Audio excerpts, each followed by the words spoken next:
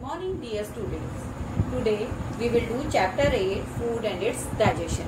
The topic is raw and cooked food. Student, do you know we all eat different type of food in breakfast, lunch and dinner. Some foods are eaten raw while some food are eaten after cooking. Some of the food which are eaten raw, they are fruits and vegetables. So fruits and vegetables, they are eaten raw, and lots of fruits and vegetables are required by our body because they have lots of vitamins and minerals. Student, it is very necessary to add salads and fruits in our day-to-day life. And one more thing is important, before eating them we should wash them properly. So we should prefer raw food instead of cooking. So washing is also important because after washing, the dirt, germs and the chemicals which are present on the fruits and vegetables, they are easily washed away.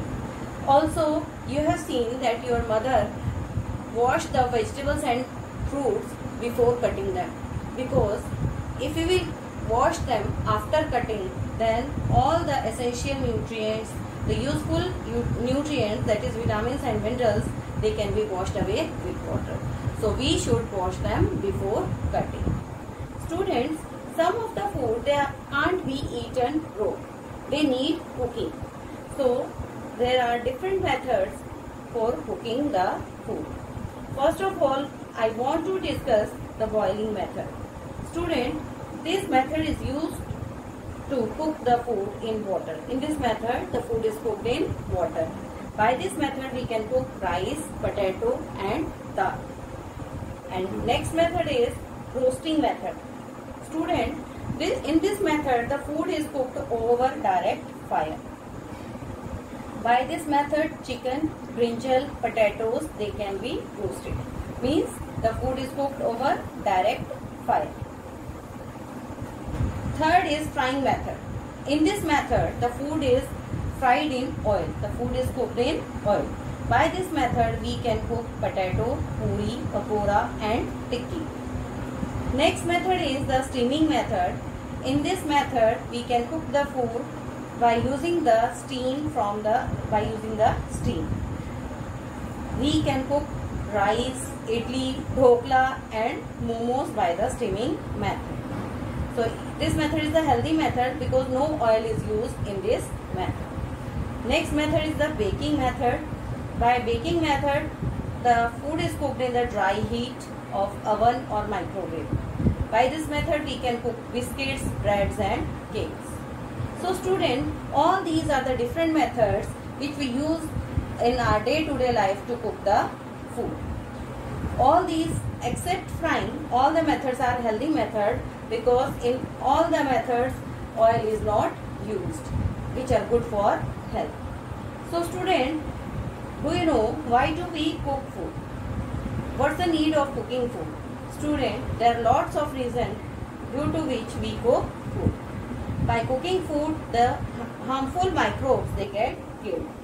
Also, by cooking the food, if cooked food we eat, it will be easily digested in our body. And after cooking the food, it improves the flavor of the food. The food becomes tasty. And also it improves the texture of the food, means the food becomes soft and easy to digest. So these are certain reasons due to which we prefer to use cooked food. Student, there are certain points to remember when we cook the food. What are those points? I am telling you. Student, here you are seeing the picture. In the picture you can see the vegetables are boiling in the water. So this is the boiling method. So student, this picture I have shown you to explain that the water in which the vegetables we are boiling, that water is called vegetable stock. We should not throw this water after boiling the vegetable. Instead we can use this water for kneading the flour, or we can add this water to cook the dal, because it has so many nutrients in it, so many vitamins and minerals which were present in vegetables, they come in the water. So we can use this water, leftover water after boiling vegetable, for kneading the flour for making dal or soup. Next one is overcooking of food. You can see here the food is overcooked. Is overcooked food good for us? Answer is no, absolutely no. Why? Because it destroys all the nutrients of the food and the food lost nutritive value. So we should not overcook the food. Overcooking is not good for us. It also causes so many diseases in us because it is nutrient-less food. Next one is, in this picture you can see the food is covered while cooking. So why we should cover the food while cooking? Students, it helps to it helps to save the nutrients in the food. By cooking, what will happen? The food will cook in less time and also the nutrients, they will not get lost. So all these are the certain things that we have to clear in our mind while cooking the food. By following these points, we can save the nutrients of the food getting waste. Now we will come to our next topic, digestion of food. Student, do you know the food that we eat is broken down into simpler substances that gives us energy by absorbing our body. So student, we all eat food, then it is broken down into simpler substances and then it is absorbed by the body, and after absorption it gives energy to our body. So this process is called digestion. Student, this is the digestive system of human body. Here you can see the process of digestion. It starts in the mouth and it is completed in the intestine, small intestine. The digestion is completed in small intestine. You can see the brown color, highly coiled structure. This is small intestine. Student, after this, the undigested food that is expelled out, that is thrown out from the anus. So let's see how the food is digested. Student, you can see the mouth at the top, the dark colored, maroon colored mouth. So mouth has the salivary glands. First of all, the digestion of food, it starts in the mouth. The teeth, they chew the food and the saliva, it mixes with the food.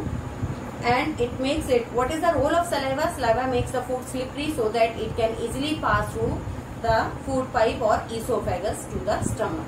And also it helps to in the digestion of starch to sugar. It converts starch into sugar. The starch which is present in wheat, yani means chapati, potato and beetroot and so many things, this starch is present. In rice is also it is present. The saliva changes starch into simple soluble sugars. So this is the role of saliva. Two functions are there. It makes the food slippery to easily swallowed by the food pipe and also it converts the starch into sugar. Then this food enter into the stomach with the help of this food pipe or esophagus. The stomach is a, you can see this stomach is a muscular bag. It is a muscular bag which is connected to the food pipe. In the stomach, the digestive juices, they get mixed with the food and break down the protein which is present in the food into simpler particles.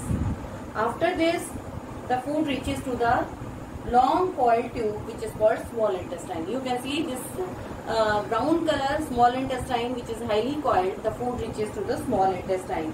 Here digestive juices from the small intestine and from the liver and from the pancreas. From all these, the juices, they get mixed with the food and these juices helps in complete digestion of the food in the small intestine. Now this digested food is absorbed by the walls of small intestine. Student, in the walls, small villi, finger-like projections, finger-like structures are there which helps in the absorption of the digested food. Now the process of digestion completes here and undigested food is passed into large intestine. Large intestine is, you can see it is present outside the small intestine and it is quite thick and its length is less. Small intestine is quite long. It is approximate 5 to 530 meter long It's quite long and highly coiled in a small space. The walls of large intestine absorbs the extra water which is present in the undigested food. Now, this semi-solid undigested food, we can rather say it waste. This waste is come out as feces through the anus. And the extra water that is absorbed by large intestine goes to the kidney, and now in the kidney it is filtered and now it comes out in the form of urine. So this is all about the, you can say, digestion of the food. Here you can see the different steps of digestion. First it is in mouth. The first step of digestion takes place in mouth. Here saliva changes, starts into sugars. Now esophagus, which is also called food pipe. Here the muscles that causes the peristaltic movement, that shows peristaltic movement means that pushes the food from the mouth to the stomach, and in the stomach digestive juices digest the protein, it digests the protein. And number 4, liver. You can see here green liquid which is called bile. It is secreted by liver and it breaks down fat. The fat digestion takes place by the liver. In the stomach, protein digestion takes place. And number 5, pancreas. Pancreas has many kind of digestive juices and enzymes which help in the digestion. Then number 6, small intestine. The yellow colored part is highly coiled part is small intestine. Here food is mixed with bile that is secreted by liver. From the pancreas, pancreatic juice comes, and from the small intestine also the juice secreted, and all these juices mix together with the food and helps in the digestion of the food, and the digestion of food is completed here. Now the food passes to the large intestine. Now large intestine has undigested food which we call waste. Still it has water. Water is absorbed by the large intestine which is sent to the kidneys for further filtration, and that water comes out through the body in the form of urine. And this undigested waste that comes out through the anus, that is discharged out from the body time to time, and in this way this waste undigested food comes out through the body. So these are the steps that you can see, that you can learn from this picture. Now with this I end up my video. Thanks for watching the video. Students, if you have any doubt, you can ask me personally. Have a good day, students.